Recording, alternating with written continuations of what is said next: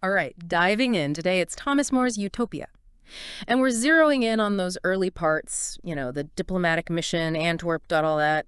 You're all about that quick but insightful knowledge, right? Finding those aha moments without the overwhelm.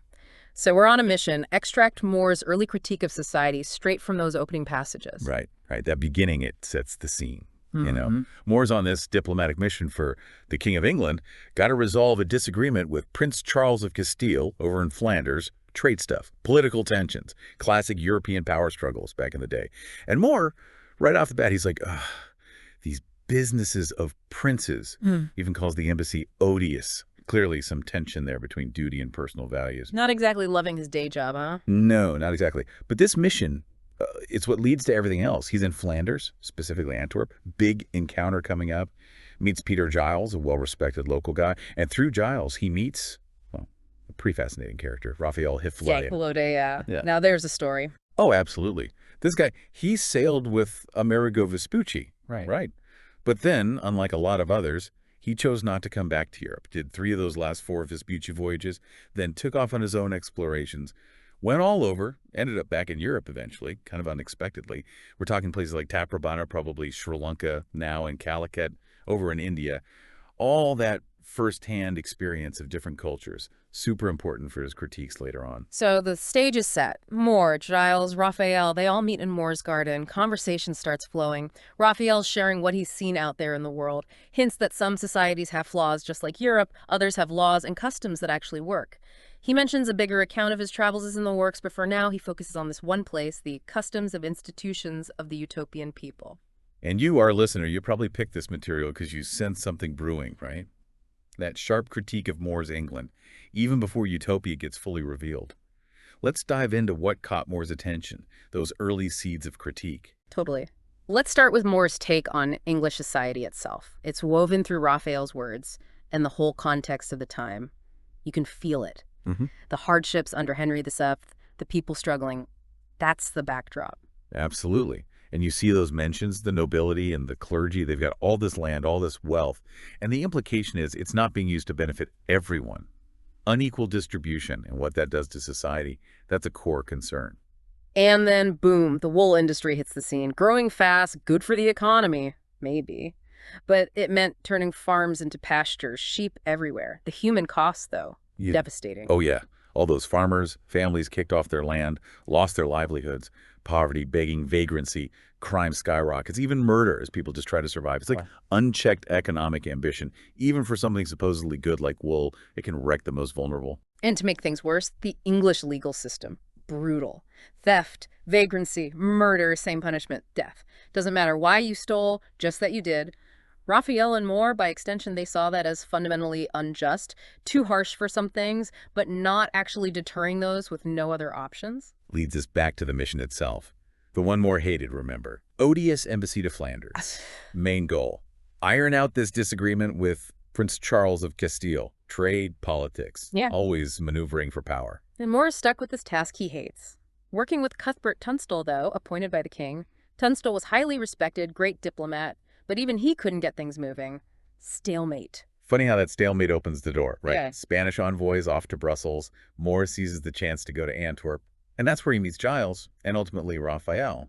So this mission he can't stand. It leads him to the ideas that fuel Utopia. Okay, let's zoom in on Raphael. The text paints a good picture of him right from the start. Brilliant linguist, Latin's no problem, but Greek's his thing. Real intellectual, favors it for philosophical stuff. Yeah, philosophy's core to him. Even prefers to quote Seneca and Cicero in the original Greek when it's something important. And get this, he gives his inheritance to his brothers, takes off to explore the world. Not about the material stuff. It's knowledge, experience. That's his treasure. Driven by that, he joins Vespucci. Does 3 of those famous voyages, the ones everyone knows about even then. But he doesn't come back with Vespucci, right? Nope, keeps going. Travels extensively, makes it all the way to Taprobana, that's Sri Lanka now probably, and Calicut in India, finds Portuguese ships there, finally comes back to Europe. A bit of surprise to everyone considering he was gone for so long. So, first impression of Raphael. Older guy, sunburnt, long beard. Moore even thinks he's a ship's captain at first. Fitting, considering all his travels. And as soon as he's introduced, the critique starts. Peter Giles, he's blown away by Raphael's wisdom, all those experiences. You should serve a king, he says. Be an advisor, you'd be amazing. For Raphael, hard pass, no kings for him.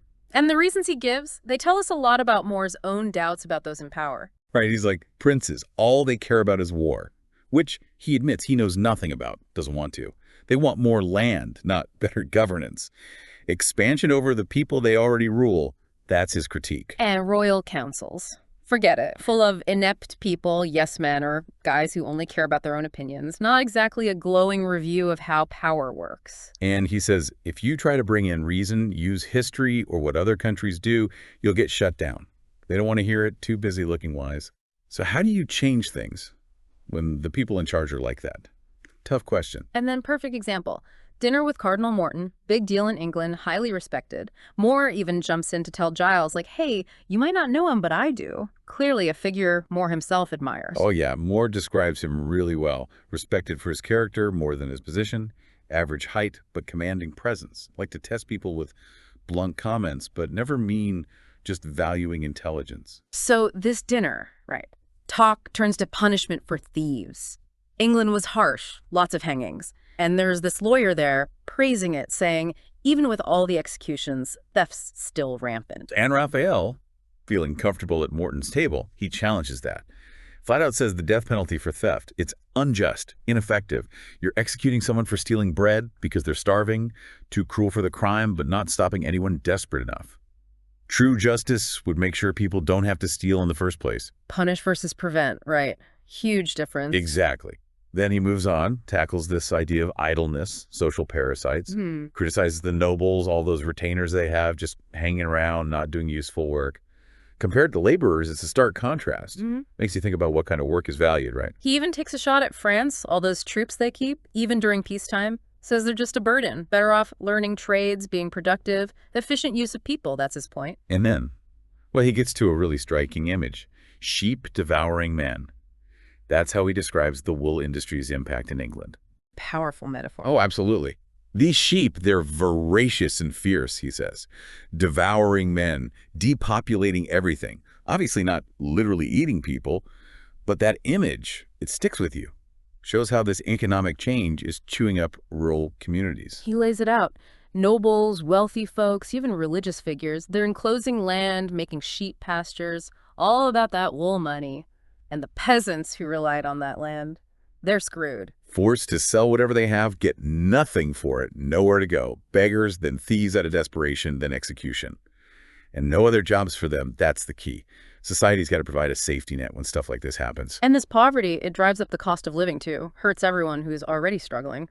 Then, to top it all off, disease hits the sheep. Huge die-off. Double whammy. Wool prices go through the roof, poor folks can't afford it. And textile workers, they're out of work. No wool to use. Cycle of hardship. Shows how everything's connected, right? And then there's those rich guys buying up all the wool, reselling it for a fortune. Monopoly. Classic. Raphael even says, look, if all you care about is profit now, you'll have no sheep left later. Short-sightedness. He's got some ideas, though, even before utopia comes into it. Develop agriculture, he says. Set up industries, wool and others. Give people jobs. If you don't do that, he argues, talking about justice is just a ferocious and stupid lie. He also hits on education, moral development of kids. Neglects that, you're just creating more problems down the line. Then they get into alternative punishments. Not death for theft, but something else. He brings up the Paulila rights, people dependent on Persia. They have this system, perpetual servitude, forced labor, but no chains. You work in quarries, mines, but you're not shackled. Interesting twist, right.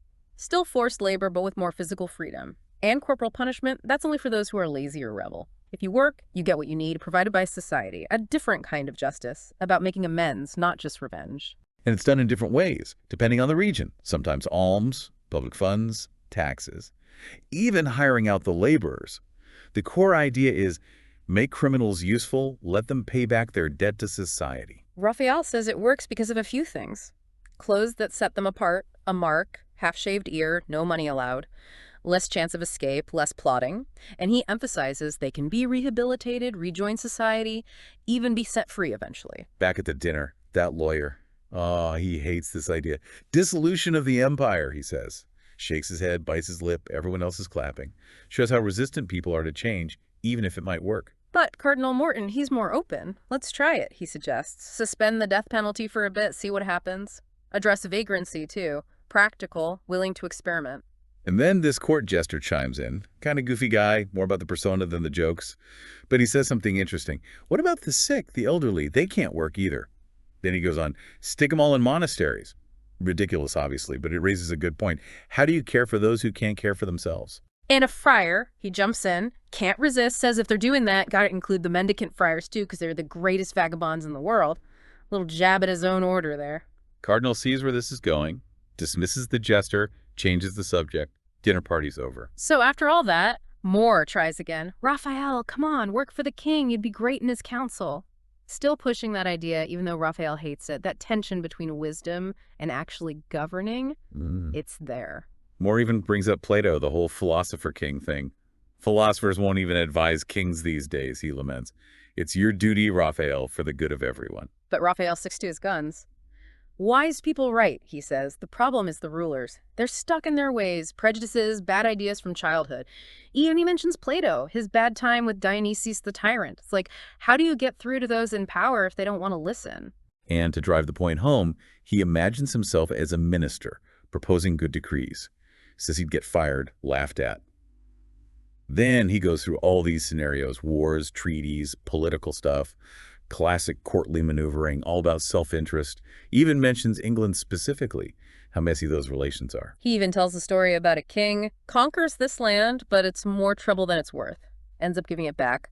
Point being, expansion for the sake of it, not a good idea. More examples, too.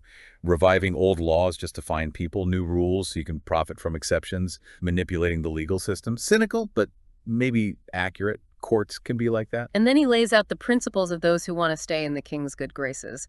King needs endless money for his army. King can do no wrong. King owns everything. Subjects have no rights. Scary stuff. And the worst one. People being poor keeps the king safe. Wealth, freedom, that leads to rebellion, apparently. Keep them poor and down, easier to control. That's the logic. Raphael, of course, has counter-arguments. King's honor is tied to his people's well-being, he says. Kings are for the people, not the other way around. Make them happy, that's your job. Misery doesn't equal stability, he argues. Those with nothing to lose, they'll revolt. A tyrant ruling through oppression, he loses true dignity. A real king rules over happy, prosperous people. Different vision of leadership, right? Live within your means, he urges. Curb vice. Set up good institutions to prevent crime. Don't just punish the poor who have no choice. But then he circles back. What's the point of giving advice if they don't want to hear it? Ministers, politicians, they're set in their ways, he says, changing their minds. Good luck. New ideas, they'll just call you crazy, impractical, and compromise. Not when it comes to basic injustice. That makes you a spy, a traitor, he says. Tough choices when you're trying to challenge the system. So he brings up Utopia, briefly, just a taste. Compares it to Europe, sets up the contrast. Utopia's got few laws, he says. Government that benefits everyone equally. Merit, fair distribution. Totally different from Europe, with private property and all its problems. Endless laws, and still not enough. That critique of private property, it's there right from the start. But Raphael knows he sounds radical. Maybe a bit crazy. Still, he defends speaking his truth. Hiding it, it's like hiding the gospel, he says. Christ told his apostles to preach openly, even the hard stuff. He even criticizes preachers who water down the message just to make people comfortable. Speak truth, that's the point, even if it's unpopular. In royal councils, he concludes, I'd either be ignored or just echo the foolishness. No way to win, in his view. And finally, Peter Giles, you can't take it anymore. Tell us about Utopia, he says. This perfectly organized society, he wants all the details, and Moore agrees, wants to know everything. Geography, people, customs, laws, the whole picture. So Raphael agrees. It'll take some time, he says. Dinner first, then back to the garden for the full story. Well, he throws a little preview. Utopian life, specifically food. They eat all kinds of birds and animals, he says. Easy to breed. Main diet. Bread, wine from grapes, cider, perry, and water flavored with honey and licorice. Plenty of it all. They even calculate exactly how much food each city needs, but still grow extra, raise extra livestock, just in case. Planning ahead, being self-sufficient. Sounds good. All right, so we've laid the groundwork. Before we even get to Utopia itself, Moore, through Raphael, he's given us a lot to think about. Poverty in England, injustice, the political games, those in power play. and a hint of something better out there. Quick, thorough, insightful, hopefully no overwhelm, right? That's what we aim for. Moore's using this outsider, Raphael, to show us the problems of his time. Makes you think, how much of that is still around today? Economic shifts, punishing the poor, elites with nothing to do but make trouble, speaking truth when nobody wants to hear it. Those are Moore's concerns from centuries ago. Relevant today. You decide. But that's just the start. Next time, we're going deep into utopia itself. How does this supposedly ideal society actually work? What are the rules, the customs, the principles? We'll find out together. Thanks for joining us. Guys, see you in another podcast. Don't forget to subscribe to our channel.